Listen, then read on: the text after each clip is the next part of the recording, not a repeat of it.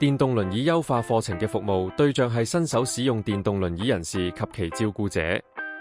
目標係透過小組教授及分享，提高使用者對電動輪椅嘅使用、保養及相關社區資源配套方面嘅認識，令電動輪椅使用得更得心應手，亦減低輪椅因操作或保養不善而引致嘅危險及損耗。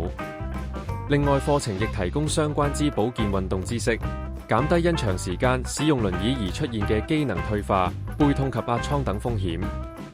小組會以親身到本中心進行，若未能親身出席，可透過下告視像會議形式參加。優化課程一般為每季一次，一次課程共5堂，以1星期1堂進行。課堂內容包括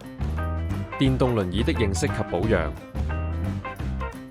深入認識電動輪椅嘅基本構造、功能特點同日常保養要點，確保輪椅長期安全高效運作。尋快樂，由生活重整開始，幫助使用者適應輪椅生活，重新整理生活方式，建立正面心態，提升生活質素同快樂感受。好易行，乘搭交通工具及處理突發事故，教授使用者安全乘搭各類交通工具，例如坐地鐵、巴士嘅技巧，學習應對突發狀況嘅方法，確保出行暢通無憂。好舒暢，腰背護理及運動，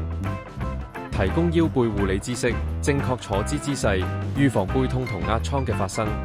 保健運動指導，預防長期使用輪椅帶來嘅身體傷害同機能退化。好康泰，外遊經驗分享，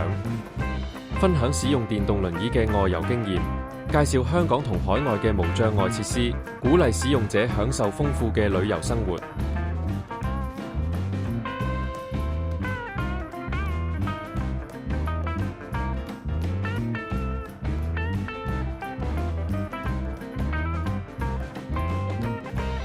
歡迎有興趣參加人士致電醫院管理局社區復康中心，電話24624228，查詢課程開辦日期、參加或轉介方法。